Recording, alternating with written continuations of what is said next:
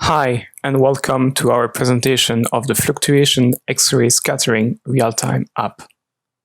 Let's start with an introduction. This happens at SLAC National Accelerator Laboratory, which is one of 17 Department of Energy national labs. It is operated by Stanford University and started with a 2-mile-long particle accelerator. Now it expanded into a multi-program facility with experience in X-ray science, chemistry, material science, astrophysics, and so on.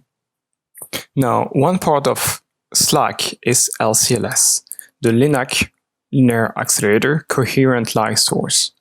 So we take electrons that are accelerated in the linear accelerator, we then wiggle them to produce an X-ray laser, and that X-ray laser is used to image samples. This has applications in the fields of biological samples, batteries, solar cells, materials at high temperature and pressure, and so on. So here we have a video and illustration of what can happen in some experiments at LCLS, where we have an X-ray pulse that is coming from the left. The sample is coming from the top, and then the interaction of the two creates a diffraction pattern that is recorded at the end of the detector. We record different patterns for the different samples, and then we align all these patterns and can reconstruct an image of the sample that is responsible for this pattern. Now, the interesting thing with LCLS is its update to LCLS-II. With LCLS-I, we had typically 120 snapshots per second for a total of about 500 megabytes produced each second. With LCLS-II, the new upgrade, we will be able to reach rates of about 5,000 images per second on the early days for 40 gigabytes per second.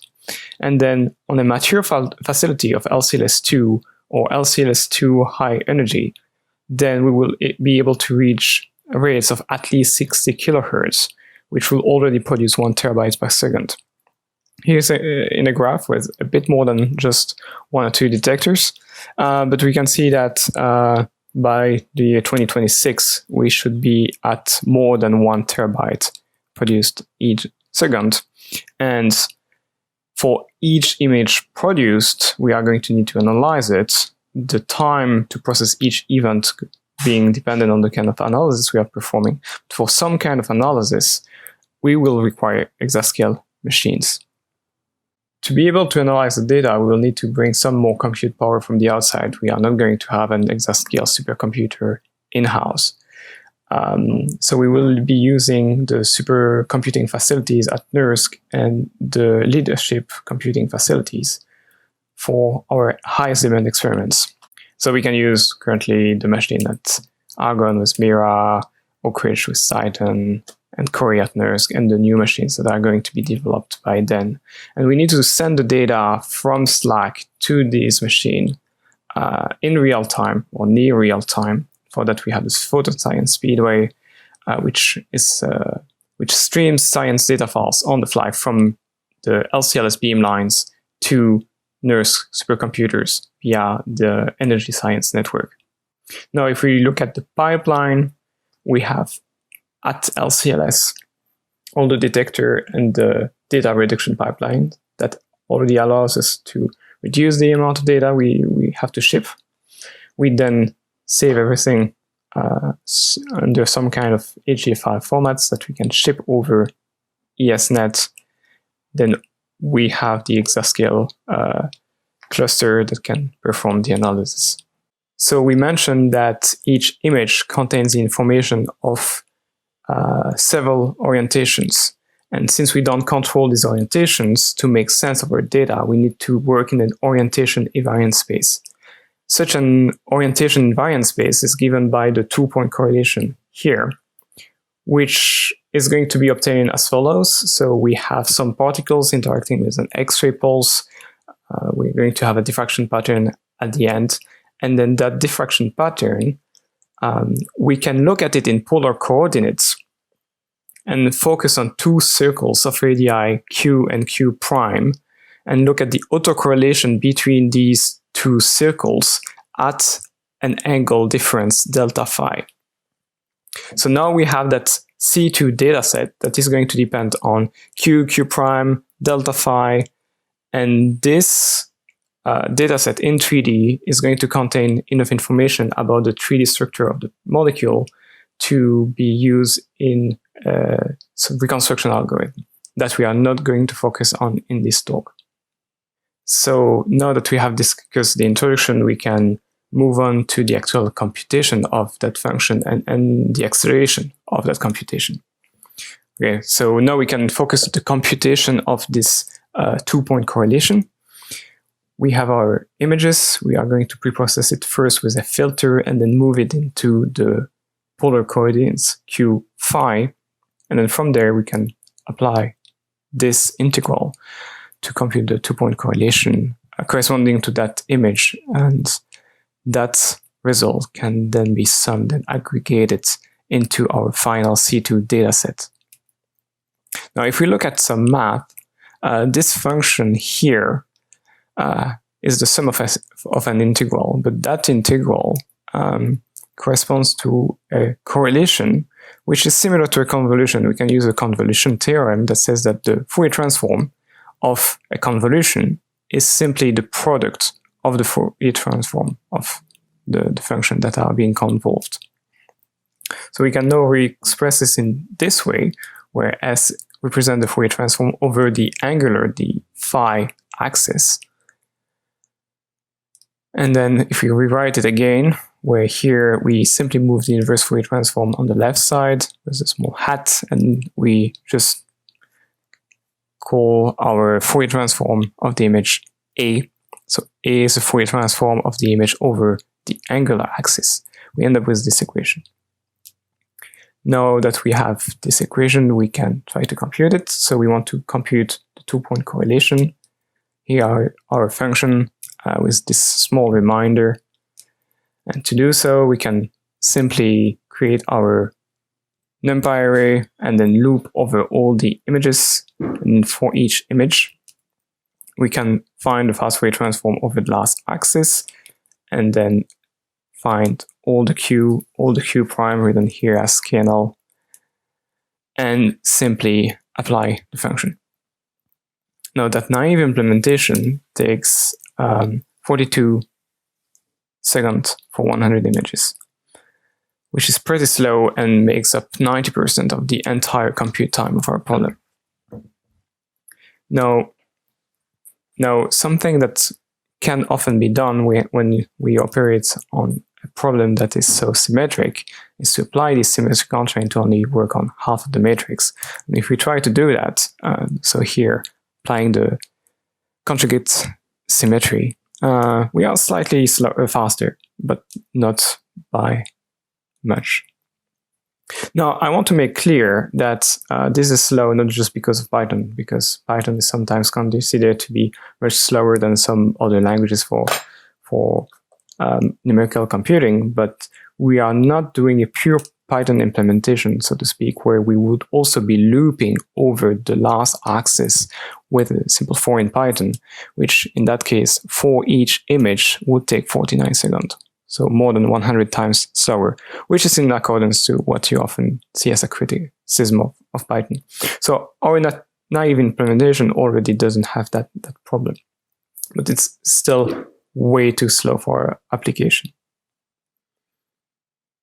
Now, one common consideration is to apply Numba, to use Numba, and to do so, we are going to put everything in a function and then decorate it with the Numba.JustInTime decorator. Most of the code is the same, and it's going to be actually a bit slower than the conjugate symmetric, a bit faster than the normal version. But something else we can do with Numba is that we can take also the sum over the images within the Numba function. This is not something we will be able to do on all the images because we will have way too many of them. But in this small application, we are only considering 100 images we can, and we could consider simply batching the images by chunks of maybe 100. So if we do so, moving the sum inside, then we have a code that's also very similar, except that we don't compute the fast Fourier transform of each image, but of the entire image batch. And in that case, we start having some performance improvement. We are now 3.5 times faster than the naive implementation, which is decent, but we will see that we can do much better. To do much better, I think we need to go back to the math. And if you look here, we see on the left side C2, which is expressed in this way in our data set. And then for AJ, we have this expression for the first one. And for the conjugate, we have this one, where we simply replace the K by L to show the difference between Q and Q prime. And this can be expressed as a generalized Einstein summation, and generalized because we have that M component which is in each term, which means simply that it's sparse, it's transparent. And we have J that is present on both sides of the right-hand equation, which means that they are going to be multiplied and summed as part of the Einstein notation. Now, using that simple function, we now have we are now able to process 100 images in 18 seconds. Slower than batch Numba. Now we can have a look at the memory alignment. And so if we use our function here, NumPy by default uses C-contiguous data. So in C-contiguous data, that means that we are going to use our last axis as the fast axis. However, in our case, our last axis is the one that doesn't matter. It's the one on which we can easily parallelize because it's independent. So this is clearly not a situation in which we want to be. What we want to be in is the other case, where we will be using that last axis as the slow axis, which is something we can easily do by using the Fortran ordering in NumPy using as-Fortran array. And then when we do exactly the same thing, we have something that is much faster. It only takes 4 seconds to process 100 images, which is 4 times faster than the previous case and 10 times faster than the naive implementation. Now, if we want to go even further, we can analyze that Einstein sum and see if we could implement something similar by ourselves. What we can see is that JKM, JLM, KLM, so M is transparent, it's everywhere, so we can just forget about it for now. We end up with JK, JL, KL. And then if we swap the J and K, we have KJ, JL gives KL, and this is a dot product. Now we are going to want to express our problem as a dot product and to take into account these two changes we did. So removing the M and then flipping that J and K. Removing the M is simply to loop over M and then consider the array at a given M. And then flipping the JK is simply a transpose of the first element. Now we can also use a dot product on C-ordered or F-ordered data, and we are able to process our 100 image batch in 1.4 seconds in C-order and 1 second in F-order, which is 40 times faster than the naive implementation. Since the naive implementation was taking about 90% of the compute time with a 40x increase, we are now well within the range of the other parts of the operations, and there is no need to accelerate this part of the problem further. So we have seen that we can accelerate our computation to be able to process about 100 images per second, but that's still not enough, so we are going to have to parallelize our problem. To parallelize our problem, we use Pygion, which is the Python interface to the Legion programming system. In Pygion and Legion, we use tasks that are functions that are marked for deferred execution somewhere on the system. Since they might not be executed on the process that called them, the parameters need to be pickled to be transferred. But that doesn't work for our data. So for data, we have the concept of regions that are representation of the data.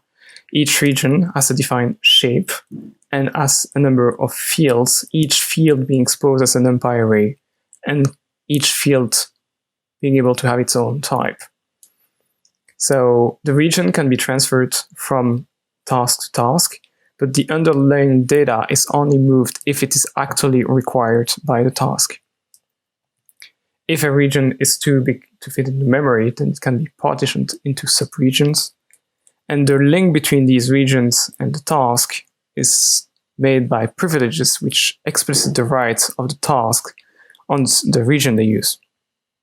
Let's now take a Pygion example. We are going to take a function main, make it a task. In that task, create a region S of shape 10 with two fields, x and y, both floats. And they are both going to be exposed as an NumPy array of shape 10 type float. Now we're going to want to apply a function to this data. This function here, y plus equal a times x. We want it to be a task, so we are going to mark it as such. And since it is working on regions, we are going to need to give rights on that region. And here we are going to give read-only rights for the field x and read-write for the field y. We can now call that task, and it's going to be scheduled by Legion to be executed according to the relationship it has with the different regions and the different tasks that are currently existing. Now, if we want to make the example a tiny bit more complicated, we can also consider that maybe the region is too big, in which case we want to partition it, here partition into two subregions of equal size. So we will have P0 and P1 that are both going to be region of shape 5, each with fields x and y, and each field x and y is going to be exposed as a NumPy array of shape 5 and type float 32.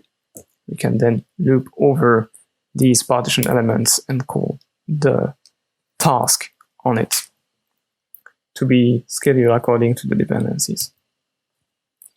Now, if we go back to our problem, let's take a reminder of our computation problem. So we have that C2 that we want to calculate. We filter the images, we bin them to polar coordinates, and then we compute the two-point correlation that we reduce over all the images. We have seen that it is more efficient in our case to assemble these images in batches. We can't have a batch with all the images, but we can have some data parallelism by splitting the image into several batches. For each batch, we get the corresponding C2, and then we simply reduce these C2. Problem is that when we do that, we have n nodes, and each node can have some processes, but then we can't really work with threads that much. It's possible, but to a limited extent. So our limit is the number of processes we can fit on a given node. With the current implementation, each process needs to have its own version of the C2, which is quite big, and so we are limited in memory. Now, if we want to parallelize a bit further, we can see that we start from that batch of images. We want to go to that C2. Here is a reminder of the equation for C2 and the equation we use for A, definition of A. Now, the batch of images correspond to this data set. First, we are going to apply a fast Fourier transform over the angular axis to have A, and then from A, we are going to apply the second equation here.